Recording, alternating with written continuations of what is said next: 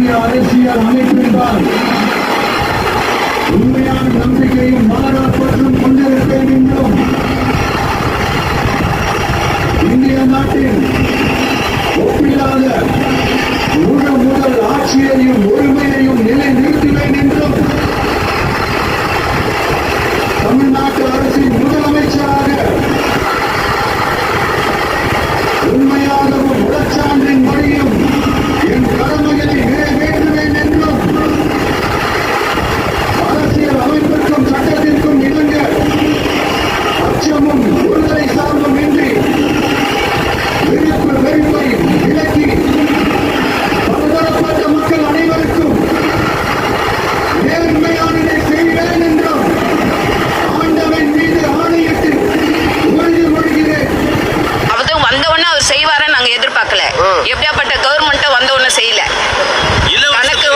கணக்கு வழக்கு பார்க்கணும், கவர்மெண்ட்ல எவ்வளவு கடன் இருக்குதுன்னு பார்க்கணும். வந்தவொடனே அந்த பையன் நிலைமையில நாங்க சுமத்த தயாரா இல்லை. புரியுதா? அந்த பையன் வந்து மூளைய வச்சு ஒன் பை ஒன்னா செய்யணும், பொறுமையா செய்யணும். எடுத்தடுப்புல நான் செய்ய சொன்னேன்னு நான் செய்யறேன்னு சொன்னேன்னா மக்களும் அவரை கேட்க கூடாது. ஏன்னா கவர்மெண்ட்ல நிறைய கடன் இருக்குது. புரியுதுங்களா? அவரை போட்டு மன அழுத்தத்துக்கு ஆளாகக்கூடாது.